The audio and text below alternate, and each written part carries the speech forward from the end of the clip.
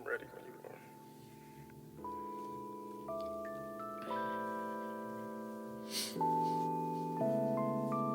Feeling not kind.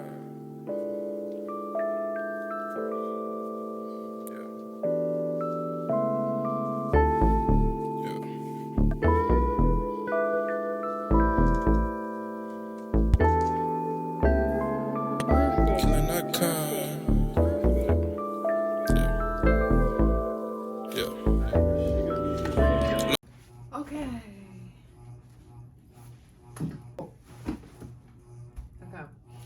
So, yes. Hey guys, how are you? How's everyone going? How's everything going? How's everyone doing?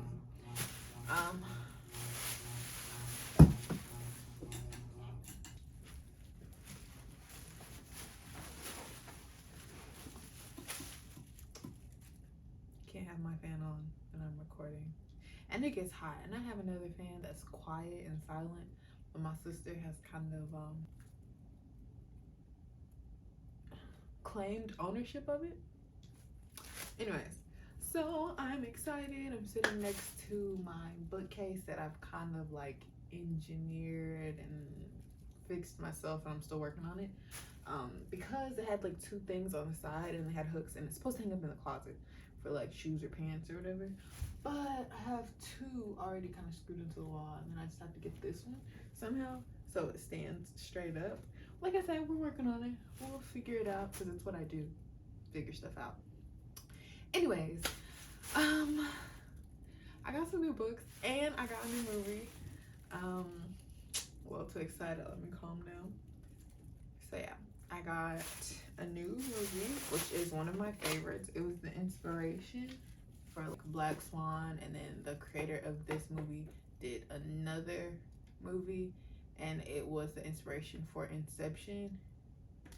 We might get that eventually too, but I was excited about this one because one, it's a still book. I'm gonna open it. I haven't even opened it. But usually when I go places or shopping or whatever, I never check out the movies, just because in the year 2021 2022 we've got so many streaming networks. YouTube, you can find it online, we'll just say that. Like there's usually not really a need for me to, personally, I don't think, to get DVDs unless I just really like the movie. Like The Last Dragon, or like a lot of my older movies like Your Monsters Inc., you know, stuff like that. And yes, I still have VHS movies, so I'm not one of those people who's opposed to DVDs and VHSs. It's just usually I don't necessarily need to spend my money on them because I could be spending my money on something else. Yeah, so anyways, Perfect Blue is technically, I guess it's not really like a horror. I want to say it's categorized under like a psychological horror, even maybe like a thriller, if you will. Speaking of thrillers, we're gonna talk about another one in just a second, but anyways, so yeah, I'm excited. Let's go ahead and open it. I don't really have anything sharp to open her with, so we're gonna go for it. And I don't have a lot of still books either, so I thought that was pretty cool. But anyways, like I was saying, I never go check out the movie section, and I go to check out the movie section, and there was one still book of Perfect Blue, and I was just like, what are the odds? Like, what? Are you serious? And it has like the girls on the back. That's cute, and it's just like the feel of it. Like, but yeah, it's cute. And then the front. Go follow me on Twitter if you don't follow me on Twitter, because this is definitely, like, this part is definitely my header on Twitter. Who knows? It may change in the future, but as of right now, this is my header. So I was just like, that is so. What are the odds that there's a Perfect Blue? Okay, as far as how I've seen the movie, we're not gonna judge people. If you've seen my last video, you know where I'm going with this. We're not going to judge people who watch stuff dubbed or subbed. I personally watch both dubbed and subbed versions of stuff. I want to say this particular movie, I've only ever seen the dubbed version. And I know like the actual Japanese like voice over or whatever. The original audio has like an alternate ending or something like that. So I'm excited to watch it and then kind of see if it blows my mind even more in its the way it's supposed to originally be perceived. But also, let me also add, don't judge people if they do dub versus sub. No, I definitely agree that you definitely get, I guess, kind of what the actual content creator is trying to get across when you listen to it subbed and you just read subtitles. Personally, I like subtitles even with stuff that's in English or in Spanish. I just like subtitles.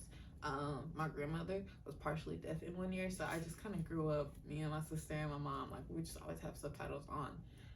So personally, I just find it comforting, just like even though I can hear them, just being able to see and know for sure what they said. And of course, when it's subbed, things end up kind of being changed. And I saw someone point that out, Squid Games related, and I was kind of just like, wow, that's crazy. Like, you kind of do end up missing some of the content. So I understand why people are like, no, you need to listen, you need to. But one, not everybody is a reader, which is okay. Not everybody is a reader with it. And two, some people just would rather hear it in a language that they understand or that they already know, which again is so there's 2 discs. This has just got me so hyped.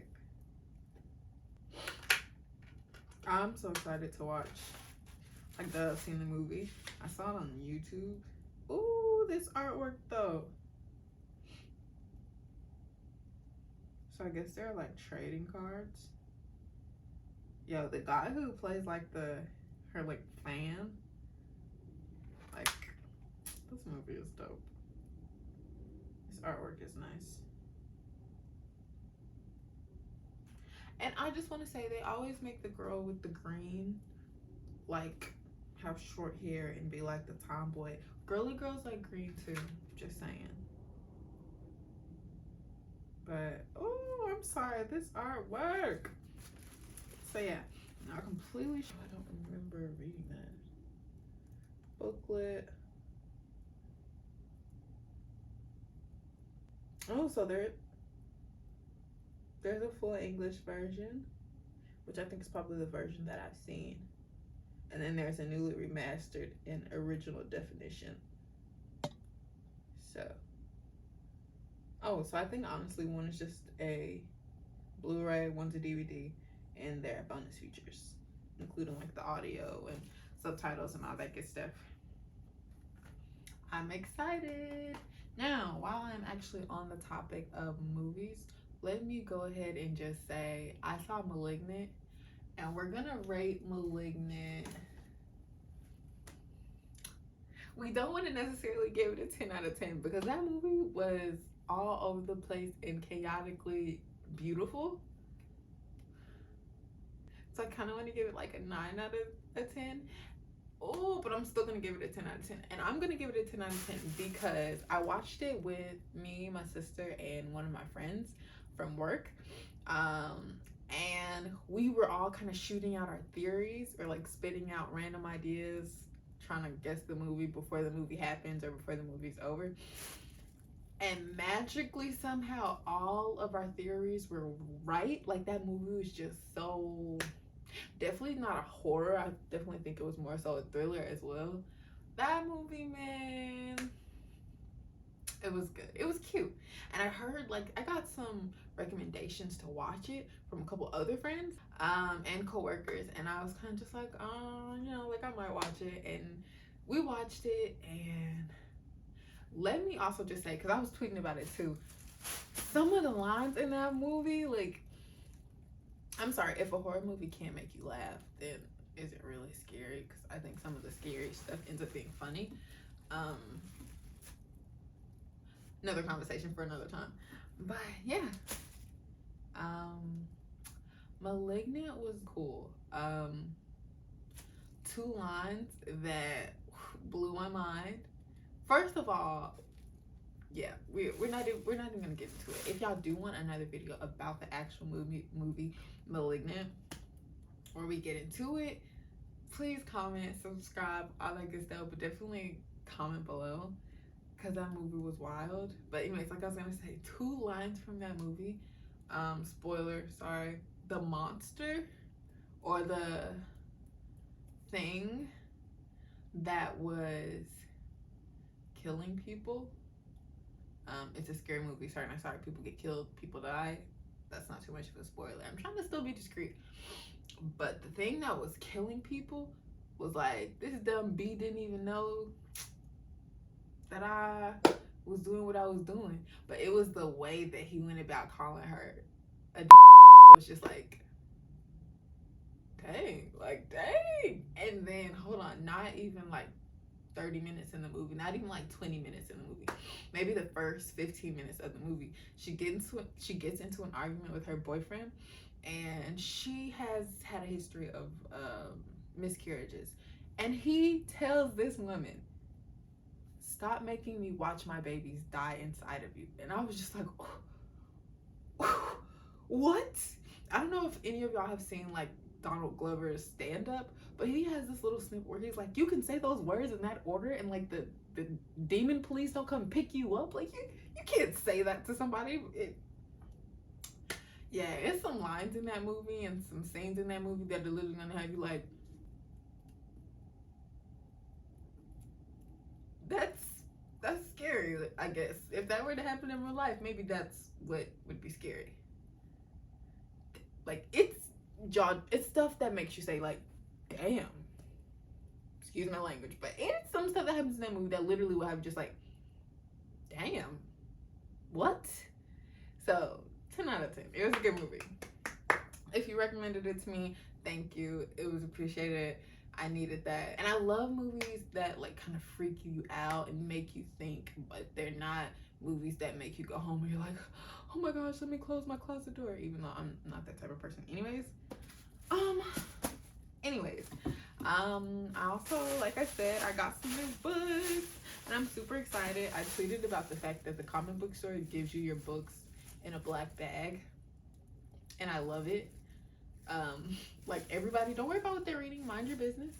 Kind of like one of those stores, if you know, you know, if you don't, you don't, where pretty much they're just trying to give off mind your business vibes, and I love it. I love it. I love it. Okay, so if you know me, you know I'm a fan of Junji Ito. I've got Ramina right here. I'm trying to get one of the other ones that's like a collection of stories. I haven't been able to find it at the stores that I've been checking out, so I'm probably gonna have to just order it. We will see. But yeah, I like to read books here and there in my free time. So I got 2 more Junji Ito books and I'm so excited about them. This one is actually a new one that he recently came out with, called Censor. I did peek at it. I looked at it a little bit, and not like peeked at it, like I started reading it a little bit because I had time. On the back it says like, did she wander in or was she drawn in? And from what I've gathered from the beginning, I'm only maybe like 6 pages, 7 pages deep. She like ended up near a mountain, and some dude was there and he like knew who she was and was like, oh yeah, we've been waiting for you. And there's like angel hair everywhere, which is this kind of like spider web like material, like hair like material, and it's near a volcano, not just a mountain but a volcano. So there's like volcano hair, but it's been a long time since the volcanoes erupted, so it's not volcano hair. And volcano hair, I guess, is very brittle and it breaks when you touch it, versus this hair that they're calling angel hair because they don't know where it's coming from or if it's like heavenly or anything like that. It's like golden, and especially in this area where they are, it doesn't seem to like disappear or dissipate like it would elsewhere, or I guess it kind of just dissolves when you touch it, versus the area that she found herself in, like it just stays there, like a lot of it everywhere, on the animals, on the trees, on the plants, on the homes, on the buildings. It's just like there in bulk. And yeah, but on the back, like I said, it says, did she wander in or was she drawn there? So I guess it's kind of like, did she randomly just wind up there, or was she actually drawn there? Because so far she's kind of been saying like, I feel like I'm supposed to be here. Like I feel like something, like I don't know, like it just makes sense for me to be here. And the dude like knew her name and everything. It was like, yeah, we've been waiting for you. And so she doesn't understand why she's there, but she feels like she's supposed to be there. That's what I've gathered so far. Like I said, I'm not deep in the book at all.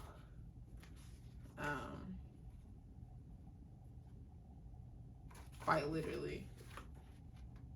Oh no, I'm on page 10. Okay, so, but still not deep in the book. We're gonna rate this.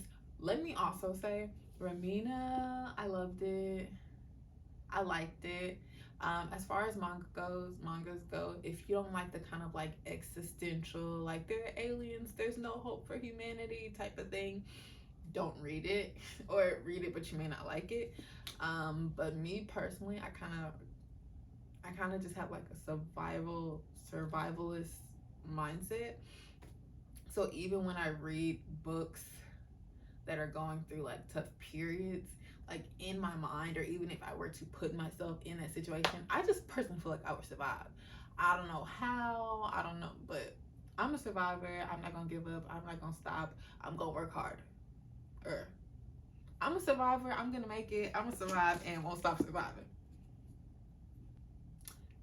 Anyways, so yeah, there's one part where the planet, this doesn't make sense, but if you read it you'll understand. But there's one part where the other planet licks Earth, and so Earth just starts spinning uncontrollably. So I think at one point like she jumps up into the air and she lands back down and she's in Japan, and then like she jumps back up and she lands back down and she's like in New York or something like that, because of how sporadically the world is moving. And I don't know, I would have caught her on one of them jumps in, yeah, Texas somehow. I would have caught her on one of them jumps and I would have survived to the end of the book, because South Park Kenny, I don't die. Yeah. So anyways, that was a good book. I really liked it. This one, we'll see. There was a guy at the store, he said he just got this one and he hadn't read it either. And I'm pretty good at like expressing my opinions on stuff. So it's kind of just like, yeah, when you come back, let me know how you feel about it. And I was like, okay. Oh, I guess they're all kind of elsewhere. I got some Tsubasas. But yeah, looks like the rest are in my actual closet. But yeah. And then the other one is called Smash, which is actually a couple different stories, I guess, kind of put together into one book.